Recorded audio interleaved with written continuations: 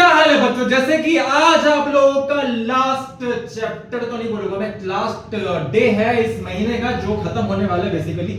तो मई 31 डे 31 में साइंस दक्षशाला के 10वीं लोग पढ़ने वाले हैं आज आवर एनवायरमेंट, जो कि चैप्टर अच्छा खासा एग्जाम में करीब करीब 4-5 मार्क्स इससे क्वेश्चन आते हैं एग्जाम में। तो फिर इसी वजह से पढ़ना इंपॉर्टेंट चैप्टर को, and not just exam point of view, ये रियल लाइफ में काफी ज्यादा इंपॉर्टेंट है ना, क्योंकि आप देख ही रहे हो कि भाई क्लाइमेट चेंज कितना ज्यादा और कितनी गर्मी बढ़ चुकी है आप लोगों की, है ना। तो ये आपको कहीं ना कहीं इस पर भी मजबूर करेगा सोचने के लिए। प्लस यहाँ पर जो चैप्टर है वो बताते हैं कार्निवोर्स के बारे में, हर्बीवोर्स के बारे में, है ना, एंड ओमनिवोर्स के बारे में। साथ साथ में फूड पिरामिड की बात यहाँ पर होती है। क्लियर, किस तरीके से एनर्जी स्पीड होती है, किस तरीके से एनर्जी बढ़ती है ना, ठीक है, ऑर्गेनिज्म में। ये हम लोग बहुत डिटेल में जानने वाले चैप्टर के अंदर में। एंड फूड वेब हो गया आप लोगों का, ये भी हो गया, है ना। तो इन सब को अच्छे समझेंगे, पढ़ेंगे, एंड एक अच्छा चैप्टर है ये, इंपॉर्टेंट चैप्टर है ये लाइफ के हिसाब से। तो फिर अच्छे से पढ़िए। एग्जाम पॉइंट ऑफ व्यू से देखा जाए तो मतलब बस 5 नंबर के आसपास समथिंग आता है, लेकिन हाँ रियल लाइफ के लिए जरूरी है जानना। तो जानो इस पर चैप्टर को, एंड चलो फिर बड़े भैया के साथ मिलके पढ़ते हैं चैप्टर, है ना।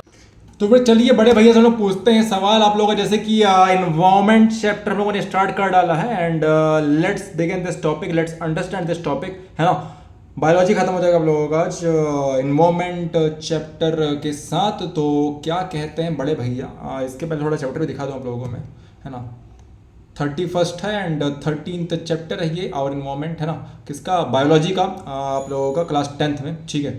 सो इसको हम लोग गहराई में समझते हैं यहाँ से बड़े भैया से। अरे बड़े भैया कहाँ गए, वाह वाह झाजी, झाजी झा कहाँ झा भाई, ठीक है, एकदम कमाल का नया मिशन ओके चूज किया तुमने। ओके हम ओके शुरू करने जा रहे हैं एनसीईआरटी का एक सुपर स्कोरिंग और interesting chapter. Okay chapter 13 our environment. Okay हमारा पर्यावरण। इस चैप्टर को भी हम तुम्हारी पुरानी धांसुओं के स्टाइल में पेज बाय पेज एकदम शुरुआत से मक्खन बनाएंगे। ओके चलो अपनी नई नोटबुक ओके निकाल लो और बड़े भैया के साथ हेडिंग डालो।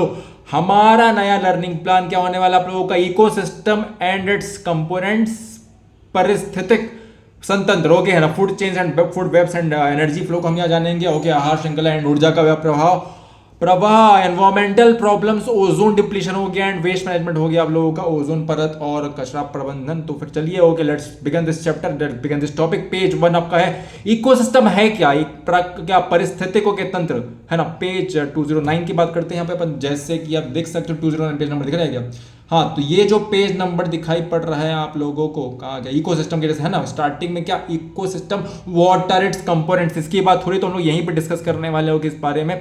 तो है क्या बेसिकली आपका ये, इसको बेसिकली क्या दो मेन कंपोनेंट्स में, इसके बेसिकली क्या दो मेन कंपोनेंट्स होते हैं। सबसे पहली बात तो क्या हो गया, इकोसिस्टम क्या है, ठीक है। एनसीईआरटी के इस पहले पेज पर बताया गया है कि हमारे आसपास जितनी भी लिविंग बींग्स हैं, जो नॉन लिविंग चीजें हैं, वो सब आपस में मिलजुल कर रहती है। इस पूरे सिस्टम को हम इकोसिस्टम कहते हैं, ठीक है ना। इस पूरे सिस्टम को हम क्या कहते हैं, सिस्टम, है ना। इस पूरे सिस्टम को हम, ठीक है, इकोसिस्टम कहते हैं, जहां पे क्या समस्त प्रजातियां, है ना, लिविंग हो या नॉन लिविंग हो, वो क्या मिल बांट के मिलजुल के रहती है ना। तो बेसिकली क्या हो गया आप लोगों का बायोटिक कंपोनेंट्स। सबसे पहली बात तो क्या रहता है, इसका जो पहला पार्ट है उसको अपन कहते हैं बायोटिक कंपोनेंट्स कहते हैं, जैविक घटक। ओके सारी जिंदा चीज, जैसे क्या हो गया आपको, प्लांट्स हो गया, एनिमल्स हो गया, माइक्रो ऑर्गेनिजम्स हो गए, एंड ह्यूमन, है ना, हम खुद ह्यूमंस हो गए, ठीक है। बायोटिक कंपोनेंट्स में क्या हो गया, जैविक घटक में सारी ओके नॉन लिविंग फिजिकल चीजें, ओके, जैसे टेम्परेचर हो गया, रेनफॉल हो गया, विंड हो गया, सॉइल हो गया, मिनरल्स हो गया, ठीक है। तो भैया का रियल वर्ल्ड एग्जांपल, एक गार्डन बगीचा या एक एक्वेरियम मछली घर को देखो, है ना, ठीक है। वहां पे क्या है भाई, तो गार्डन में घास है, पुल है, मेढक है और कीड़े हैं, बायोटिक है। जो मिट्टी है, पानी है, धूप है, वो क्या है, ए बायोटिक है, ठीक है। पर डिपेंड करता है, पर डिपेंड करते हैं, इसलिए गार्डन और एक्वेरियम एक इकोसिस्टम है। देखो पहली बात क्या हो गया, biotic components and abiotic components एक दूसरे पर निर्भर करते हैं, एक दूसरे पर डिपेंड करते हैं। मतलब लिविंग और नॉन लिविंग और बायोटिक एंड एबायोटिक में काफी ज्यादा डिफरेंस होता है, ठीक है ना। आप लोग कंफ्यूज मत होइएगा, है ना। Biotic components and abiotic components में क्या होता है, डिपेंडेंसी होती है, क्लियर। एंड आपका नॉन लिविंग में या लिविंग में डिपेंडेंसी उतनी नहीं होती है, ठीक है ना। जैसे कि आपका क्या मिट्टी हो गया, आपका जो मतलब क्या मिट्टी हो गया, आपका पानी हो गया आप लोगों का, क्लियर, टेम्परेचर हो गया आपका, तो ये सब क्या है, ये सब बेसिकली ये आपके क्या है, नॉन बायोटिक है, ठीक है, या ए बायोटिक कंपोनेंट्स है, ठीक है ना। और बायोटिक में क्या होगा, सब हम जो भी हम जिंदा लोग हैं वो, है ना। तो टाइप्स ऑफ इकोसिस्टम कितने टाइप के होते हैं, देखो यहाँ सबसे पहले तो इसने काफी अच्छे से मुझे क्लियर कर दिया कि कुछ लोग घास में रहते हैं, ठीक है, तो पूरा गार्डन अगर मान लो तुम्हारा हो गया, तो घास है, फूल है, मेढक, जो भी कीड़े मकोड़े जो भी तुम्हारा हो गए, ये सब के सब क्या एक इकोसिस्टम के पार्ट है। वही अगर एक्वेरियम में जाऊंगा तो वहां पे जो पेड़ पौधे पानी के अंदर उगते हैं, आपके मछलियां हो गई आप लोगों की, है ना, वो जो सांप बेची जो भी तुम्हारे हो गए, ठीक है, ये सब के सब क्या उसी इकोसिस्टम के पार्ट है। तो ये सब पूरा एक इकोसिस्टम कहलाता है, ओके, आपका चाहे वो आपका एक्वेटिक रहे या क्या रहे, आपका टेरेस्ट्रियल रहे, ठीक है, या फिर और भी वैरायटी रहते हैं, तो उस वैरायटी वाले सारे के सारे हो सकते हैं। तो टाइप्स ऑफ इकोसिस्टम्स के टाइप्स क्या क्या होते हैं, एक होता है नेचुरल, जो नेचुरली क्या हमारे मतलब आसपास दिखाई पड़ता है हमको, क्लियर, जैसे क्या हो गया नेचर बना, जो नेचर ने बनाया, ठीक है, हमको जरूरत नहीं पड़ी कुछ एफर्ट मारने की, भाई है, नेचर ने बोला कि चल ले भाई रख ले, है ना, तो वो पहले से मिला हुआ आप लोगों को, राइट। जैसे कि जो इंसान क्या हो गया आपका, जैसे फॉरेस्ट हो गया, पॉन्ड हो गया, लेक हो गया, आर्टिफिशियल या ह्यूमन मेड कृत्रिम वाले क्या होते हैं आप लोगों के, जो इंसानों ने बनाए हैं, जैसे गार्डन हो गया, क्रॉप फील्ड्स हो गया, खेत हो गया, फील्ड्स हो गए, जो नहीं आपके जो फील्ड बनते हैं, ये सब क्या बोल सकते हो, क्रिकेट फील्ड की बात कर रहा हूँ मैं यार, स्टेडियम इस सब में जो बने रहते हैं ना आप लोगों के, है ना, गार्डन वार्डन रहते हैं, वो गार्डन नहीं बोलूँगा मैं, बेसिकली जो पिच रहती है आप लोगों की, है ना, पिच रहती है, फिर घास रहता है आसपास में, ठीक है, तो वो सब क्या, वो सब आपके आर्टिफिशियल है, ठीक है ना। एक्वेरियम हो गया आपका, ये आर्टिफिशियल है। तो मेटाकॉग्निटिव स्ट्रेटेजी भैया का शॉर्ट हैक, ठीक है, विजुअलाइज द सिस्टम को विजुअलाइज करिए भैया, ठीक है, अगर इसको ध्यान से समझना है, इसको जानना है आप लोगों को, तो विजुअलाइज करना अनिवार्य है, ठीक है। आप थोड़ा सोचोगे, दिमाग लगाओगे तो भाई ऑटोमेटिकली आपको क्या दिमाग में इकोसिस्टम वाली चीज़ें दिख जाएगी, लग जाएगी, समझ में आ जाएगी। तो फिर क्या हो गया, जब भी इकोसिस्टम याद आए तो दिमाग में एक छोटे से एक्वेरियम की फोटो को लाओ भाई, एक्वेरियम तुम्हारा आया, ठीक है, सोचो उसमें मछली और पौधे हैं, तो ये सब बायोटिक है, और पानी और ऑक्सीजन पंप है, ओके, ये क्या है, बायोटिक है, ठीक है। तो दोनों मिलकर इस सिस्टम को सेल्फ सस्टेनिंग बनाते हैं। लेवल 1 का पहला सवाल समझते हैं। मान लो बोर्ड एग्जाम में तुमसे पूछा गया, एक किसान का खेत क्रॉप फील्ड और एक जंगल फॉरेस्ट, ठीक है, ये दोनों किस तरह का इकोसिस्टम का एग्जांपल है, तो मुझे बताइए पहला वाला क्या आप लोगों का, पहला वाला आर्टिफिशियल, दूसरा वाला, पहला वाला क्या आर्टिफिशियल, क्योंकि किसान ने उसको खुद बनाया, ठीक है, खेत हो गया, ये क्या है, एक आर्टिफिशियल इकोसिस्टम है ना। जंगल क्या हो गया आप लोगों का, नेचुरल इकोसिस्टम है, तो इसका आंसर क्या होने वाला है, टू टू टू टू टू टू टू टू टू टू टू टू, हाँ, क्या होगा बेसिकली आप लोगों का 2 इसका आंसर होगा, ठीक है। अरे बड़े भैया कहाँ गए, बड़े भैया, अरे कहाँ चले गए, अरे आइए, ओए होए छोटे भाई, एकदम धुआंधार होके निशान लगाया तुमने। तो दो खेत एक आर्टिफिशियल इकोसिस्टम है, जबकि जंगल एक नेचुरल इकोसिस्टम है, बिल्कुल 100% सही जवाब है, ओके। अब तो तुमने मौज कर दी, 100% आगे बढ़, तो किसान खेत को खुद बनाता है और मेंटेन करता है, इसलिए वो आर्टिफिशियल ह्यूमन मेड है, जबकि जंगल को नेचर खुद होके चलाती है, इसलिए वो नेचुरल है। एकदम मक्खन क्लियर हो गया तुम्हें, ठीक है। पेज 1 में लोग कंटिन्यू करते हैं, हम लोग आगे बढ़ते हैं, okay. Who is the who in the ecosystem, ठीक है, प्रोड्यूसर्स, कंज्यूमर्स एंड डिकम्पोजर्स को हम लोग क्या बहुत ही गहराई के साथ समझेंगे, ठीक है। थोड़ा सा इकोसिस्टम के हम लोग आगे पेज पे चलते हैं। एक्टिविटीज हैं दी हुई, एक्टिविटीज हम लोग चाहो देख सकते हो, एक्वेरियम में सब वाली, चाहे वो भैया जी ने बताया आपको, है ना, ठीक है। सेल्फ सस्टेनिंग सिस्टम है आप लोगों का, भाई इकोसिस्टम बेसिकली आप लोगों का। तो इसी के और जो पार्ट्स आते हैं, ठीक है, देखो ठीक है, प्रोड्यूसर्स, कंज्यूमर्स है सब आप लोगों के। तो हम लोग थोड़ी सी इसी के और डेप्थ में जाते हैं अपन, एंड समझते हैं किस तरीके से क्या आप लोगों के यहाँ पे जो और भी रहते हैं, प्रोड्यूसर्स हो गए, कंज्यूमर्स हो गए, डिकम्पोजर्स हो गए, है ना, पेज 209 पे। तो एनसीईआरटी के इस पहले पेज पर होके आगे बताया गया है कि जीने के तरीके और खाना हासिल करने के ढंग से हम लिविंग ऑर्गेनिज्म को 3 बड़ी कैटेगरीज में बांट देते हैं, ठीक है, ये बांट सकते हैं। पहला क्या होता है आप लोगों को, प्रोड्यूसर, जो प्रोड्यूस करते हैं, ठीक है ना, क्लियर। तो ये वो शक्तिमान ऑर्गेनिजम्स हैं जो धूप, सनलाइट और क्लोरोफिल की मदद से अपना खाना खुद बनाता है। कौन, ये हो गए प्लांट्स आप लोगों के, ठीक है, या फिर अलगी कुछ अलगी होती है कुछ आपके बैक्टीरिया पायरेटिक पा जाते हैं मार्केट में, मतलब मार्केट में नहीं, सॉरी, दुनिया में, ठीक है, क्लियर। Photosynthesis, okay. और ये फोटोसिंथेसिस प्रोसेस यहाँ पे होता है भाई आप लोगों का एग्जांपल क्या होगा, सारे हरे पौधे हो गए, ग्रीन प्लांट्स, एंड कुछ सम स्पेशल बैक्टीरियाज भी ऐसे होते हैं, ठीक है, या फिर एल्गी हो गया आप लोग, ठीक है। इसके बाद क्या हो गया, वो लोग जो होते हैं नेक्स्ट जो होते हैं हम लोग कंज्यूमर है भाई, हम लोग खाने वाले हैं, उपभोग करने वाले हैं, we are the consumers, okay, right. So ये बेचारे हो गए अपना खाना खुद नहीं बना पाते, जैसे कि हम अपना खाना खुद नहीं बना सकते ना, ठीक है, मतलब ऑब्वियसली बात है, किचन हमारे पास है, बट वही बात हम लोग किसी चीज को लेकर आ रहे हैं ना, और वहां डाल रहे हैं बेसिकली, है ना। हम लोग की बॉडी थोड़ी ना सेल्फ सस्टेनिंग है, हाँ भैया खुद ब खुद खाना बड़े पड़े, ऐसा नहीं होता ना, क्लियर। तो इसलिए खाने के लिए डायरेक्टली या इनडायरेक्टली प्रोड्यूसर्स पर डिपेंड करते हैं अपन, ठीक है। जैसे इनको हम 4 अलग अलग टाइप्स में बांटते हैं। जैसे क्या हो गया, हर्बीवोर्स शाकाहारी जो सिर्फ पौधे खाते हैं, जैसे कि गाय हो गया, हिरण हो गया, ठीक है, शाकाहारी पेड़ पौधे आपके। कार्निवोर्स क्या होते हैं, मांसाहारी जो दूसरे जानवरों का मांस खाते हैं, जैसे शेर हो गया, चीता हो गया। ओमनीवोर्स, ठीक है, ओमनीवोर्स का सर्वहारी जो बस जो सब खाते हैं, ठीक है, इंसानों में मोस्टली ये सब चीज़ें आती कैटेगरी आती है, बट ठीक है आप लोग को थोड़ी जितना अवॉइड हो सके उतना अवॉइड क्या करना चाहिए मांसाहार को, ठीक है। आगे बताऊँ रीज़न क्या है इसका। तो जो सब कुछ चट कर जाते हैं, जैसे अरे तुमको पीटेंगे उठा के अपन। तो बेसिकली ओमनीवोर्स आपके होते सर्वाहारी, ये सब कुछ खा ले, जैसे सब ये सब कुछ चट खड़ जाते हैं भाई, प्लांट्स हो गए और एनिमल्स भी। ओके, इंसान क्या है, हम कौवा हो गए, ये क्या हमारा मतलब है ना, बेसिकली हम लोग हैं या फिर कौवे हैं, ठीक है। पैरासाइट्स क्या होते हैं भाई, पैरासाइट जो बेसिकली मरे हुए नहीं, जो जिंदा चीज़ों पर आके बैठ जाए, ठीक है आपका, चाहे वो प्लांट्स हो एनिमल्स हो, ठीक है। जैसे क्या हो गया, जो दूसरे ऑर्गेनिज्म की बॉडी पर रहकर बिना उसे मारे उसका खून या न्यूट्रिशन चूसते हैं। लो भैया, ए भगवान, बहुत दर्द है। ओके, जैसे जून हो गया, अमरबेल हो गया, कस्क्यूटा हो गया, ठीक है। अपने जू नहीं होता, जू सर पे जो रहता है जू हमारे, उसकी बात कर रहे हैं, ठीक है, ये है ना। या फिर क्या होता है, जोंक नहीं होता, जोंक खून लेता है आपका, ठीक है। तो ये सब क्या पैरासाइट्स के अंदर आते हैं। जोक वैसा नहीं आता है क्योंकि जोक कभी बार दिखाई पड़ता है, जू हो गया आपका, ठीक है, ये पैरासाइट्स होते हैं आप लोगों के। तो ये सब काफ़ी खतरनाक होते हैं, बॉडी के अंदर भी कभी कभी पाए जाते हैं आपके पैरासाइट्स, ठीक है। तो ये मतलब क्या, हमारा न्यूट्रिशन खुद खा लेते हैं, ठीक है। तो डिकम्पोजर्स क्या होते हैं आप लोगों के, जो डिकम्पोज करते हैं, जो मतलब क्या निपटा देते हैं पूरा का पूरा, ठीक है ना।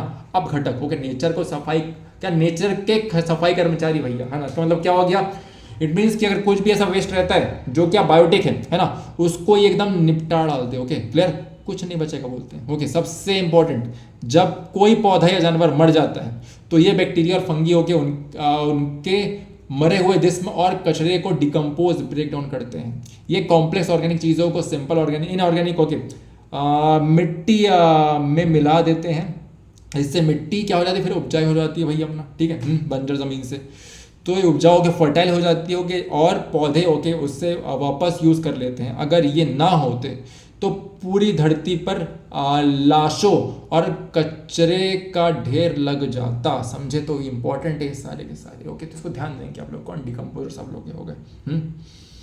छोटे भाई, तुमने तीनों कैटेगरीज एकदम सॉलिड तरीके से समझ ली है। चलो अब मुझे सवाल का सही जवाब दो।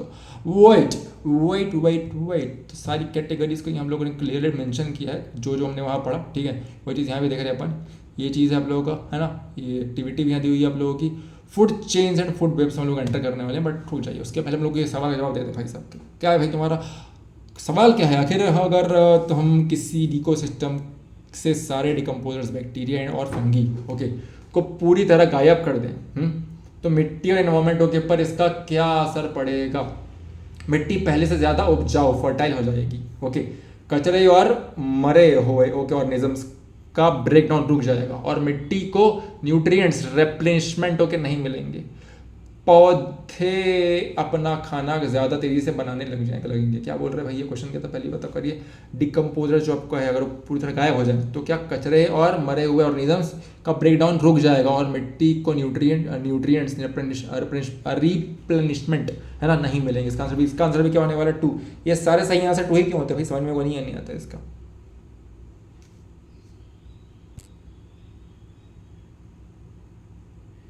तो सारे सही आंसर 2 क्यों होते हैं भाई, मुझे समझ में इसका नहीं आता। चलो कोई दिक्कत नहीं, तो फिर ये आपका क्या हो गया, आंसर इसका है 2, ठीक है।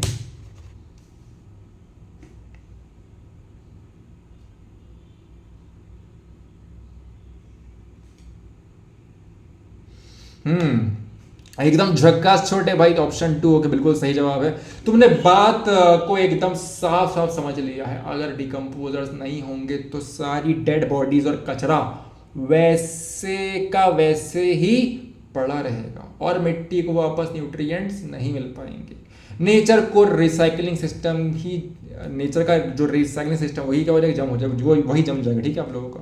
इसके बाद जो नेक्स्ट टॉपिक आप लोग है वो क्या बहुत इंपॉर्टेंट है, ये भी आप लोगों का food page 2 okay, food chains and trophic levels की बात यहाँ पे हो रही है। बहुत इंपॉर्टेंट है ये, है ना। पिरामिड्स वाली बात है जो मैंने आपको बताई थी फूड पिरामिड्स के बारे में, तो वही ट्रॉफिक लेवल्स है आपके आहार श्रृंखला और पोषी स्तर, ओके, पेज 2210, ठीक है। अब एनसीईआरटी ले चलती है, अब एनसीईआरटी हमें ले चलती है इस बारे में कि कौन किसे खाता है। जब एक ऑर्गेनिज्म दूसरे ऑर्गेनिज्म को खाता है तो एक लंबी चेन होके बनती है जिससे हम फूड चेन आहार श्रृंखला कहते हैं।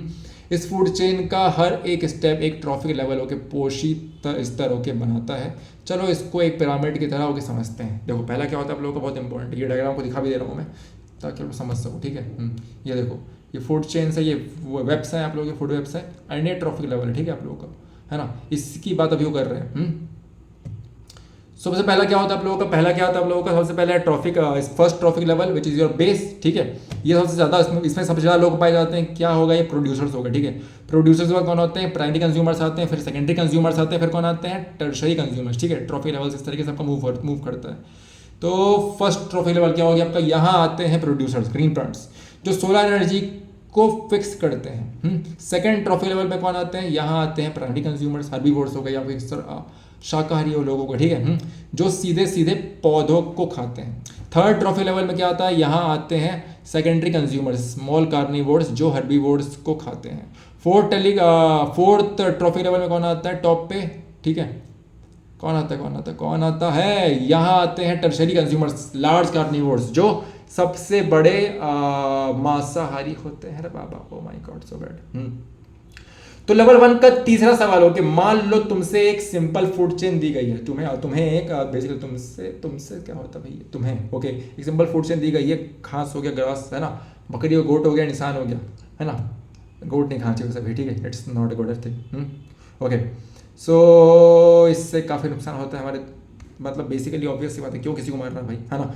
मतलब मजबूरी हो तो मारो, है ना, मजबूरी नहीं है तो क्यों किसी को परेशान करना भाई। ओके देखो इस तरीके से क्या फूड चेन अपने बनते हैं। एंड फूड चेन जब बहुत सारे इंटरमिक्स हो जाते हैं एक दूसरे के साथ, तो वो क्या बना डालते हैं आप लोगों का, फूड वेब बना डालते हैं, ठीक है। 13.1 देखिए आप लोग, क्लियर।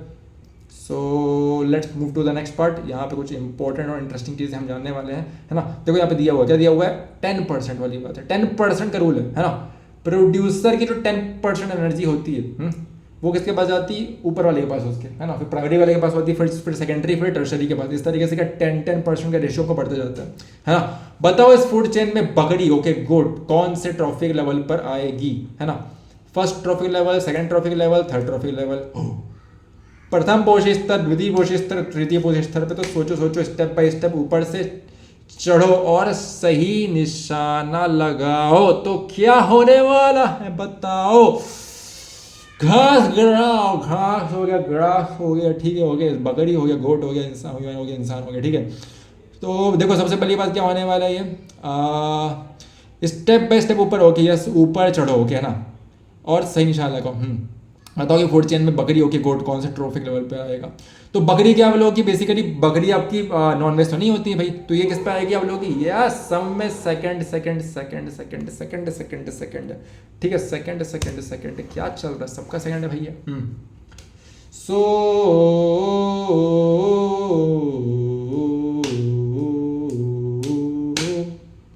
यही तो, ओए होए छोटे भाई एकदम धांसू निशान लगाया।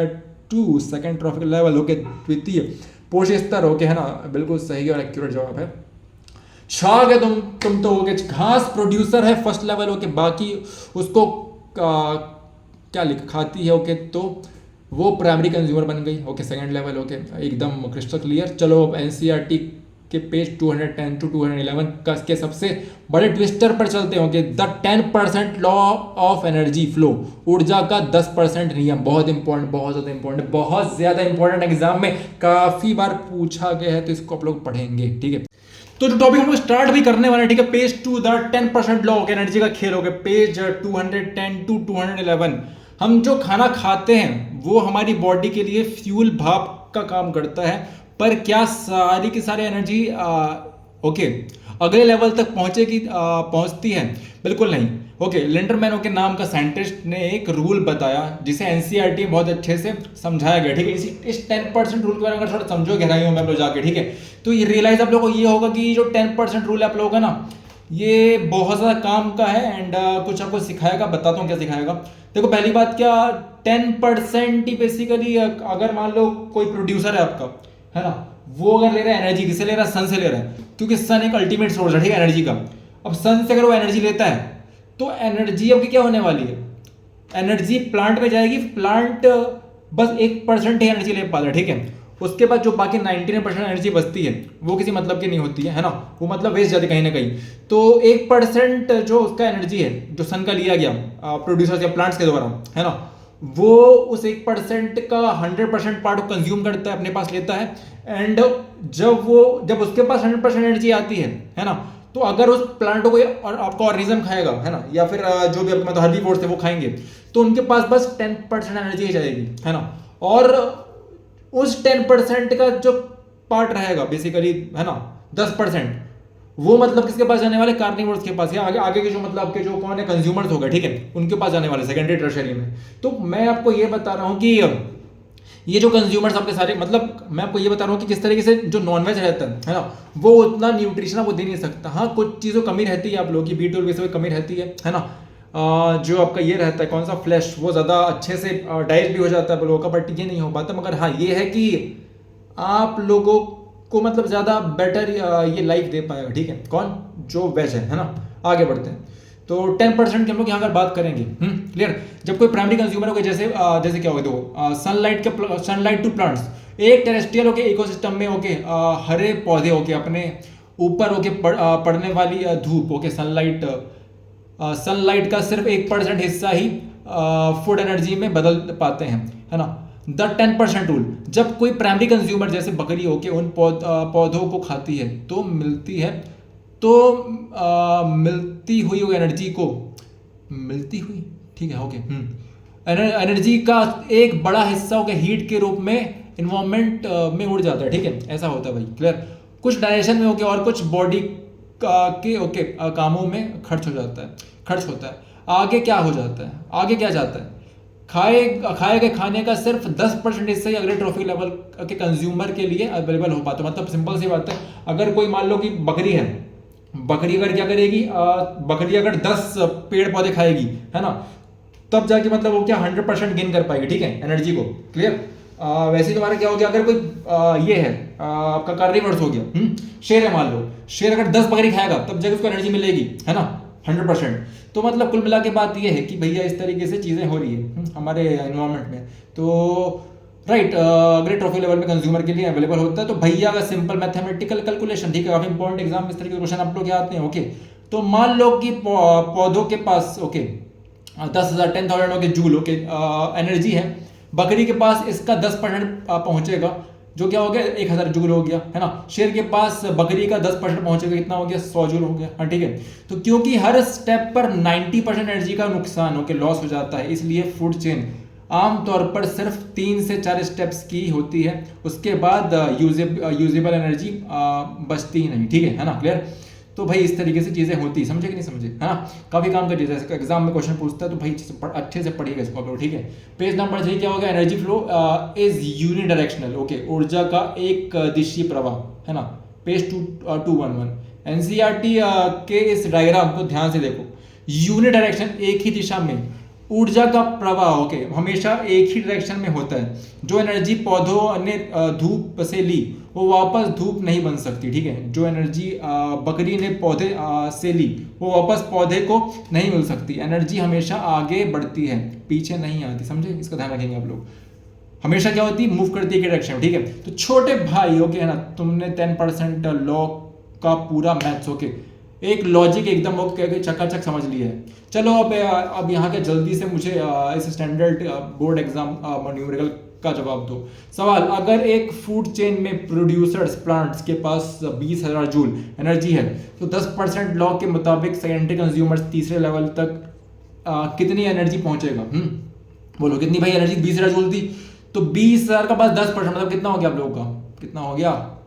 कितना हो गया भाई? 2,000, ठीक है ना। क्या होगा? बस 2,000 ही पहुंच पाएगा, ठीक, कितना हो जाएगा ये? 2,000 बस पहुंच पाएगा, 2,000 जूल, इट मीन्स 1, है ना। इसका आंसर क्या हो गया? 1, है ना। तो क्या अपन सही है? क्या अपन सही है? क्या अपन सही है?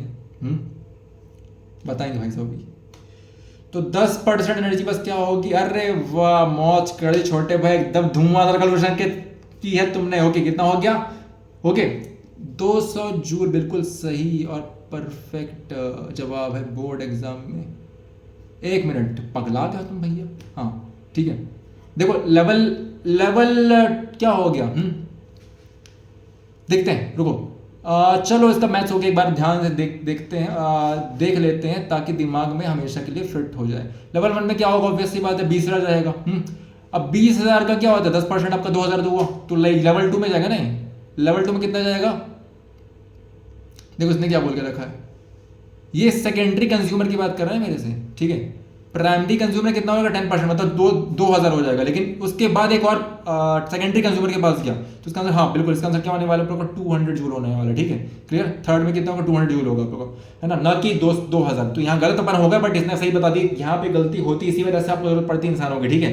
तो इसलिए इंसानों को भूलो मत भाई, है ना। आगे बढ़ते हैं।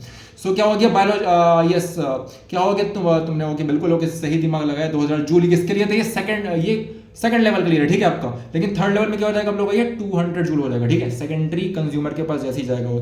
तो पेज नंबर 3, बायोलॉजिकल मैग्निफिकेशन क्या होता है, जैव आवर्धन, ठीक है, वेट। बायोलॉजिकल मैग्निफिकेशन, ये बहुत इंपॉर्टेंट टॉपिक, आप लोग एग्जाम में इससे क्वेश्चन आते हैं, तो फिर इसको भी अच्छे से पढ़ेंगे आप लोग, ठीक है। बायोलॉजिकल मैग्निफिकेशन कहाँ गया भाई, कहाँ गया भाई, चैप्टर खत्म कर दिया भाई तुमने तो। वेट, शांति रखिए, है ना, शांति रखिए, वेट। तो बायोलॉजिकल मैग्निफिकेशन काफी इंपॉर्टेंट टॉपिक आप लोगों का, ठीक है। 211 से 212 पेज हमारे पे देकर रखा हुआ है इसके बारे में। अब एनसीईआरटी हमें एक ऐसी चीज के बारे में बताती है ना, जो सुनने में बहुत अजीब लगती है पर हमारी सेहत के लिए बहुत खतरनाक है भाई। इसको कहते हैं क्या, बायोलॉजिकल मैग्निफिकेशन। खेत में केमिकल जो हम डालते हैं जब किसान अपने फसल को फसल को कीड़ों से बचाने के लिए, ओके, मिट्टी में पेस्टिसाइड्स या डीडीटी जैसे खतरनाक क्या डालता है भाई, केमिकल्स डालता है, ठीक है ना। तो वो केमिकल्स ओके पौधों के अंदर ओके चले जाते हैं, ओके। केमिकल्स नॉन बायोडिग्रेडेबल होते हैं, ओके। ये केमिकल्स ऐसे होते हैं जो बॉडी के अंदर टूटते हैं या हजम नहीं होते, ओके, नॉन बायोडिग्रेडेबल कंसर्न, ठीक है, ये होते हैं भाई, ठीक है। तो इसको ना ही टूटते हैं ये आपके, है ना, और ना ही क्या होती है, ये हजम नहीं होते भाई। तो कंसंट्रेशन का बढ़ना, अब इससे कंसंट्रेशन बढ़ जाता है जब कोई बकरी उन पौधों को खाती है, तो वो केमिकल उसकी बॉडी में जमा हो जाता है, क्योंकि एक बकरी बहुत सारे पौधे खाती है, तो उसकी बॉडी में केमिकल की मात्रा, कंसंट्रेशन बढ़ जाती है। टॉप लेवल पर सबसे ज्यादा, देखो होता क्या है ऊपर जाते जाते ही, जब इंसान उस बकरी को या पौधों को खाता है तो वो केमिकल हमारी बॉडी में आ जाता है यार, ठीक है, राइट। क्योंकि इंसान फूड चेन के बिल्कुल ओके टॉप पर बैठा है, इसलिए सबसे ज्यादा हार्मफुल केमिकल्स ओके हमारी बॉडी के अंदर जाते हैं। यहाँ तक कि प्लास्टिक्स काफी ज्यादा हमारी बॉडी के अंदर जाते हैं, ठीक है आप लोगों का। एंड ये लिटरली काफी ज्यादा खतरनाक है ना। मतलब ये जो बच्चा पैदा होने वाला है उस तक ये सब चीज माइक्रो प्लास्टिक सब लोग हो गए, या फिर ये जो है ना केमिकल्स, ये सब जा सकते हैं। तो फिर ये काफी खतरनाक है यार, है ना, ठीक है। हमारी बॉडी में जमा होता है। डेफिनेशन क्या है जो एग्जाम में लिखनी है, ठीक है। फूड चेन में ओके हर एक ट्रॉफी लेवल पर harmful okay non biodegradable chemicals okay की मात्रा, कंसंट्रेशन का लगातार बढ़ते जाना ही बायोलॉजिकल मैग्नीफाई हो, ठीक चीज बढ़ रही है कहलाता है ना। Page 4, our activities affect the environment, okay. Page 2012 से क्या हो गया आप लोग 2013 में बताया कि हमारी जो एक्टिविटीज होती है वो किस तरीके से एनवायरमेंट को खराब करती है। मैंने फूड वेब के बारे में बताया था आप लोगों को, फूड वेब का ये फूड वेब का जरिया है, ठीक है। देखो फूड वेब ऐसा दिखाई पड़ता है आप लोगों को, है ना। फूड वेब क्या होता है बेसिकली, मतलब कोई भी ऑर्गेनिज्म किसी को भी खा रहे, मतलब एक क्या, मतलब एक चेन बस नहीं, यहाँ पे कई सारी चेन्स आपके आ गई, ठीक है ना। टॉप कार्निवर्स हो गए, हर्बीवर्स हो गए, प्रोड्यूसर्स हो गए, सनलाइट हो गया, है ना। तो सनलाइट से प्रोड्यूसर से हर्बीवर्स, एंड हर्बीवर्स से कहाँ, हर्बीवर्स से टॉप कार्निवर्स से टॉप कार्निवर्स, ठीक है। तो इस तरीके कुछ क्या दिशा होती है, ठीक है।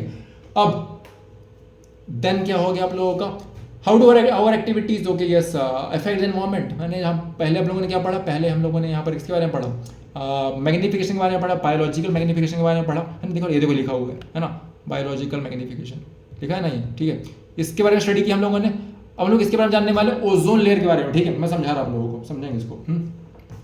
तो क्या होता है बेसिकली आपका, अब चलते हैं okay our activities affect environment, page 212 to 213, है ना। अब हम चलते हैं इस चैप्टर के आखिरी पार्ट पर, ओके, जहां बताया गया है कि हम इंसानों ने अपनी ओके खुरापातों से एनवायरमेंट की भैया वाट लगा डाली, ठीक है ना, को कैसे नुकसान पहुंचाया, ठीक है। इसमें दो बड़े प्रॉब्लम्स है। पहली बात क्या, प्रॉब्लम वन की क्या है, problem one is your ozone layer depletion, है ना, बार बार क्या, जब इस तरीके से हमारे क्या CFC की सब गैसेस बाहर निकल के आती है ना, तो उससे क्या ओजोन लेयर में डिप्लीशन आता है, ओजोन परत का क्षरण होके, है ना।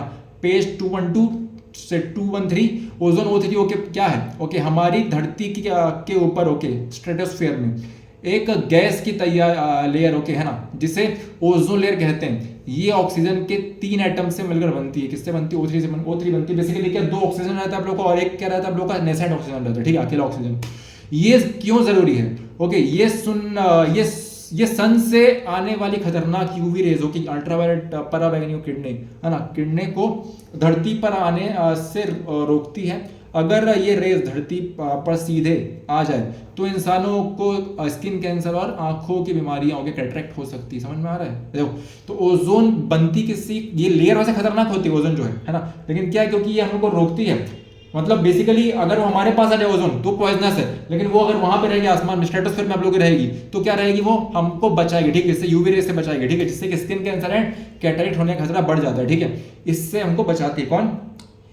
ये ओजोन लेयर, है ना। तो ओजोन बनती कैसे? देखो क्या होता है, high level equation, high energy को यूवी रेज जो नॉर्मल ऑक्सीजन रहती है O2 को तोड़ देती है, ठीक है। O2 क्या हो जाता है आपका, 2 पार्ट में, अलग अलग पार्ट में बढ़ जाता है आपका यूवी, है ना, O+O में। फिर ये अकेला ऑक्सीजन, जिसको अपन क्या कहते हैं, नेसेंट ऑक्सीजन कहते हैं, ठीक है ना। दूसरी O2 से मिलकर होके ओजोन बना लेता है, तो O2+O क्या हो जाता है, O3 हो जाता है आप लोग का। ये असली विलन भैया कौन है यहाँ पर, दुश्मन कौन है आखिरकार? इसका नाम है CFCs, है ना, जो हमारे एसीज से और एसीज एंड रेफ्रिजरेटर से निकलते हैं बाहर, ठीक है। 1980s में ओके हमने देखा कि ये लेयर होके धीरे धीरे पतली होती जा रही है, ओके, जिसे ओजोन होल कहते थे। इसको ओजोन होल कहते थे। तो इसका सबसे बड़ा कारण था हमारे फ्रिज और एसी से निकलने वाली गैस CFCs, ओके, क्लोरोफ्लोरोकार्बन्स। तो यूनेप ने क्या फैसला किया कि भैया ये जो CFC है इसको क्या बंद किया जाए, ठीक है। 1987 में okay United Nations environment programme ने एक एग्रीमेंट ओके किया, जिसमें सभी देशों ने तय किया कि हम CFCs का यूज बिल्कुल बंद कर देंगे, ओके, ताकि हमारा ओजोन लेयर बच सके। और यही चीज हुई आप लोगों की, है ना। तो ये कुछ चीजें थी ओजोन लेयर को लेकर, है ना। अब ये कुछ एक्टिविटीज यहाँ दी हुई है ना। इसके बाद हम बताते हैं, आज को आगे बढ़ेंगे अपन। सबसे पहली बात क्वेश्चन का सॉल्यूशन देते हैं। तो छोटे भाइयों के 211 एंड 213 से एक क्वेश्चन यहाँ पे दे रहे हैं। बड़े भैया हम उनको क्या दे रहे हैं भैया, मेगा चैलेंज आप लोगों का ये कि जो बायोलॉजिकल मैग्निफिकेशन है, ओजोन लेयर कैसे बनती है और टूटती है, ओके। दोनों एडवांस टॉपिक्स मक्खन तरह होकर समझ लिए हैं, ठीक है। चलो अब मुझे इस बोर्ड एग्जाम लेवल MCQ का सही जवाब दो। सवाल हो कि बायोलॉजिकल मैग्निफिकेशन के रूल के मुताबिक अगर किसी तालाब के पानी में थोड़ा सा क्या बन जाए, DDT केमिकल, बहुत इंपॉर्टेंट, ठीक है, DDT केमिकल, ये ध्यान देंगे, ठीक, घुल जाए तो उस फूड चेन का कौन से ऑर्गेनिज्म की बॉडी में होके सबसे ज्यादा हाईएस्ट केमिकल मिलेगा? कौन है बोलो, कौन होगा, जल्दी बताओ, कौन सी मछली होगी, जल्दी बताइए, है ना। तो क्या है, पानी, फिर छोटे कीड़े, है ना, यहाँ देखे रखा हुआ आप लोगों को, ठीक है। पानी है, फिर छोटे कीड़े हैं, फिर क्या है, इंसेक्ट्स, ओके, फिर छोटी मछली है, फिर क्या है, फिर क्या ये क्या आखिरी में क्या देखा रखा है, ओके, बड़ी मछली, बिग फिश। तो इसका आंसर क्या होने वाला है, क्योंकि अल्टीमेटली जो सबसे ऊपर रहता है उसके पास ही जाता है, ठीक है, जो ट्रॉपिक लेवल में सबसे ऊपर रहता है। तो यहाँ पे सबसे बड़ी, सबसे पहले कौन, सबसे आखिरी में कौन है, बड़ी मछली, ठीक है। शुरुआत में सबसे टॉप लेवल पर, ओके, क्लियर, शुरुआत में या सबसे टॉप लेवल पर सोचो उसके बारे में, कौन है टॉप लेवल वाला, कौन है भाई यहाँ पर, बड़ी मछली। इसका आंसर क्या होगा, 3 होगा, ठीक है। इसका आंसर क्या होगा, बड़ी मछली के पास जाएगा भाई, है ना। सबसे ज्यादा मतलब क्या, कचरे इकट्ठे हो उसके पास जाके, बायोलॉजिकल मैग्निफिकेशन उसके पास जाके चीज हो जाएगी, बढ़ जाएगी, ठीक है। क्लियर। तो फिर यहाँ पे असेसमेंट हुआ, अरे जियो, हाँ, ओके। तो अरे जियो के झाज, अरे झाज नहीं भैया, मैं तो छोटू हूँ, ठीक हो गया, हाँ छोट, ओके, एकदम शानदार और सटीक होके निशान लगाया है। 3 बड़ी मछली होके, फिश होके और बिग फिश होके, बिल्कुल करेक्ट आंसर है। मजा ही आ गया होगा तुम्हारी की स्पीड देखकर, ओके, क्योंकि केमिकल नॉन बायोडिग्रेडेबल होता है, इसलिए जैसे जैसे हम फूड चेन में ऊपर जाते हैं उसकी मात्रा हर लेवल पर मल्टीप्लाई, एक्यूमुलेट होती जाती है, और हमारी टॉप कंज्यूमर यानी बड़ी मछली में इसका कंसंट्रेशन सबसे खतरनाक लेवल पर मिलेगा। एकदम सॉलिड दिमाग लगाया बाबा, ओके। पेज 4 क्या था, threat to our shield, okay, ozone layer depletion दिखाई पड़ रहा है, देखो आप लोगों को 212 से 213। चलो अब क्या यहाँ पे देकर रखा हुआ है, क्या नहीं दिया है, ओके, तो चलो ठीक है, अपन यहाँ पे आते हैं, है ना। तो चलो अब चलते हैं NCERT के 212 से 213 पेज नंबर पर, ओके। हमारे यहाँ जहाँ हमारे प्लेनेट का सबसे बड़े बॉडी गार्ड के बारे में बताया गया, ठीक है, ओजोन लेयर O3 दिख रहा है, ये देखो इस तरीके से ओजोन लेयर आप लोग की होती है, ठीक है। ये UV रेज आपका A B C करके आ रही है ना, और ये आपका ओजोन लेयर। ओजोन लेयर क्या होता है, है ना। मैंने आपको बता दिया वैसे ओजोन लेयर के बारे में, आई थिंक आपको कोई डाउट तो नहीं होगा, है ना, क्लियर।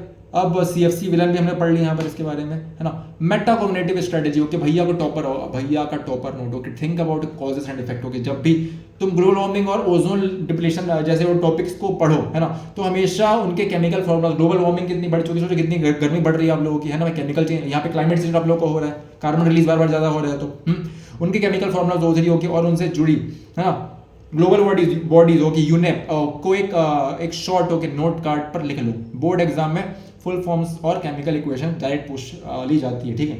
चलो ओके, तो ढाल चैलेंज क्या भाई हम लोग यहाँ पर आपका पेज 212 से 213 से, है ना, क्या पूछना अगर भैया के नुकसान पहुंचाया सीएफसी, या पूरा कॉन्सेप्ट होकर एकदम खंजरा होकर आगे बढ़ते हैं। चलो सब क्लियर तो हो गया आप लोगों को। तो क्या होता है सीएफसी, मतलब क्या होता है, क्लोरोफ्लोरोकार्बन, ठीक है। रेफ्रिजरेटर या फेस में पाए जाते हैं आप लोग। ये मान लो एक नया रेफ्रिजरेटर बनाने वाली हो कंपनी ने, बिना बताए हो कि अपने फ्रिज में सीएफसी क्लोरोफ्लोरोकार्बन का गैस का हैवी होके यूज किया है, बताओ इसमें हमारे एनवायरमेंट पर क्या बुरा असर पड़ेगा, क्या होगा, नहीं बताया उसने, धोखाधड़ी कर डाली भाई, ऐसा भी होता ना, ठीक है। क्या होगा, यस, इससे एटमॉस्फेयर की ओजोन लेयर डिप्लीट होगी, फटती है ना, ओके, पतली हो जाती है और धरती पर हार्मफुल यूवी रेज आने लगेंगी। इसका आंसर क्या है, 2, ठीक है, ठीक है ना। क्या अपन सही है, क्या अपन सही है, क्या अपन सही है भाई।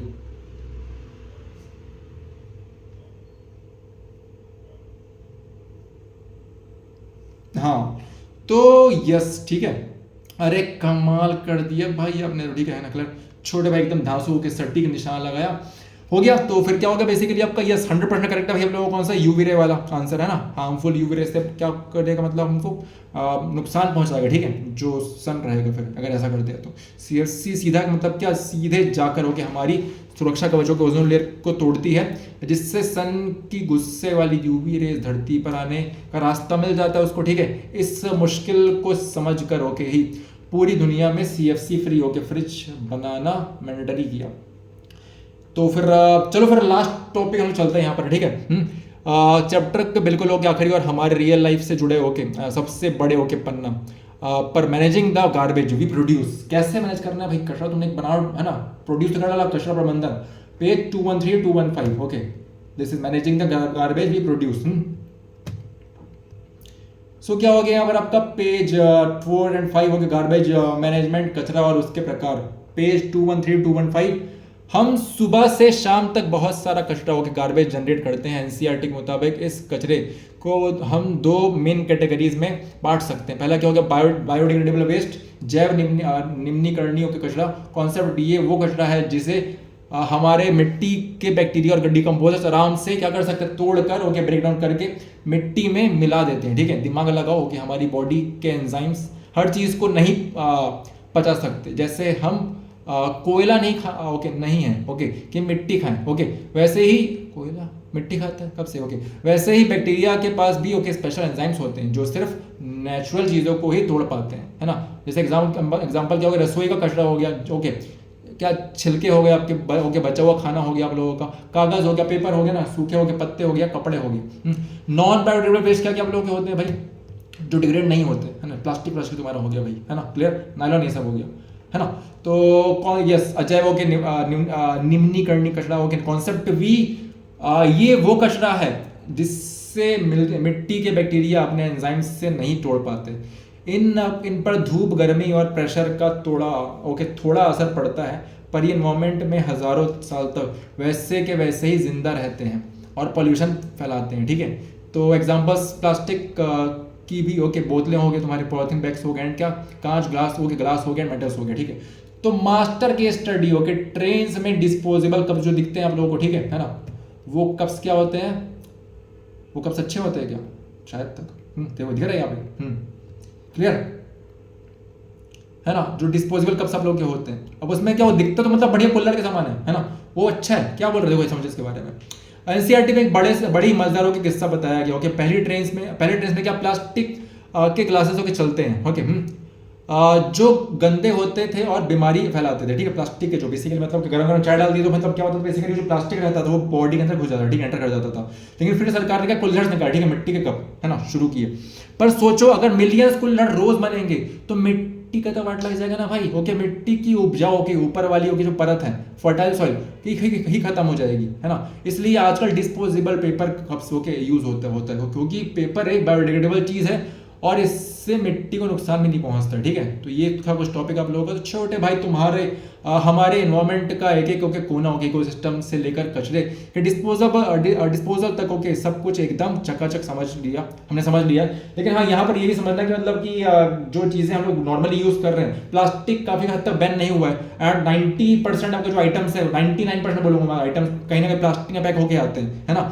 तो उससे कैसे बचा जाए इसके बारे में सॉल्यूशन अभी भी, है ना, इसका सॉल्यूशन पता करना बाकी है, ठीक है।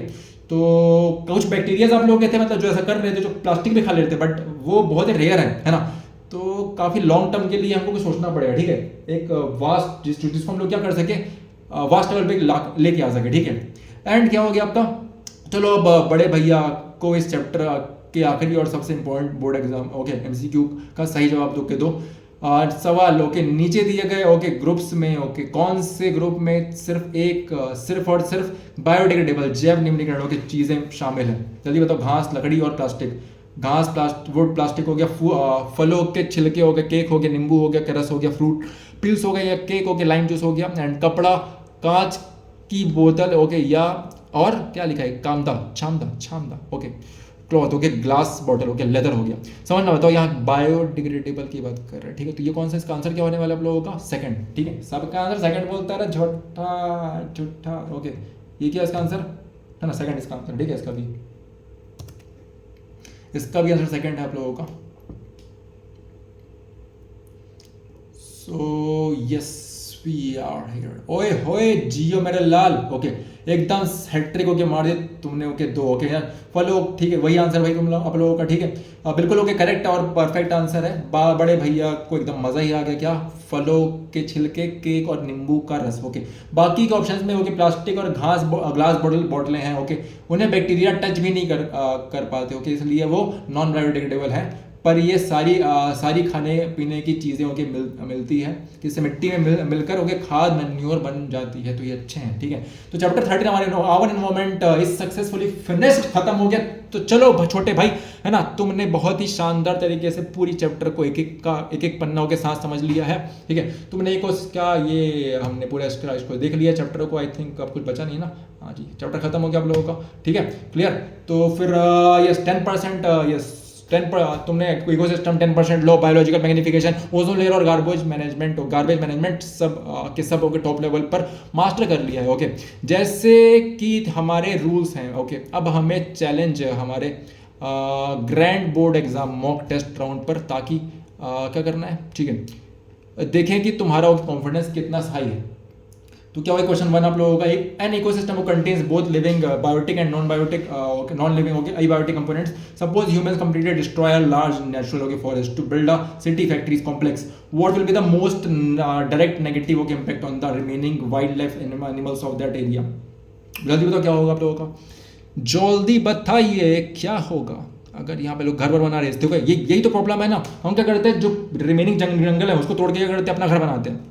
इस दिक्कत क्या होती है, ठीक है। ये क्या बोल रहा है, इकोसिस्टम, हाँ ठीक है, ये था। सपोज ह्यूमन ने कंप्लीट डिस्ट्रॉय कर डाला उसको, लार्ज फॉरेस्ट को, जो हमारे साथ हुआ, हसदेव में हुआ और भी कई जंगलों में हो रहा है भाई, जंगल काटे पड़े, है ना, ठीक है। व्हाट आंसर क्या होने वाला है आप लोगों का, बी होने वाला, ठीक है। They will lose their natural habitat and food resources disturbing the local food chains. इसके साथ ये चैप्टर हो गया समाप्त आप लोगों का। नेक्स्ट मंथ में हम लोग न्यू चैप्टर स्टार्ट करेंगे फिजिक्स का, ठीक है। सो आई होप ये चैप्टर आप लोगों को प्रॉपर तरीके से क्लियर हुआ होगा, ज्यादा बड़ा चैप्टर नहीं था एंड इंटरेस्टिंग भी था, है ना। तो फिर आप लोग उसको दिमाग में अच्छे से बैठाइए, है ना। कुछ बेसिक क्वेश्चन एग्जाम पूछे जाते तो उस एग्जाम वाले क्वेश्चन को करके जाइए, एज वेल एज चैप्टर को ध्यान से पढ़िए क्योंकि ये जिंदगी में भी काम आने वाला है ना। तो इसी के साथ आप लोगों का ये चैप्टर खत्म होता है, ये महीना भी खत्म होता है।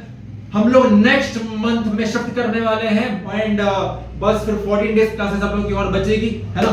तो फिर 2 हफ्ते तक का और हमारा सफरनामा रहेगा, कोई दिक्कत नहीं। आप लोग के समर्थन में बहुत बहुत धन्यवाद। एंड बच्चों डाउट रहे तो पूछा करो भैया, कमेंट्स में डाउट पूछो एंड मिलते हैं आप लोगों से, ओके बाय।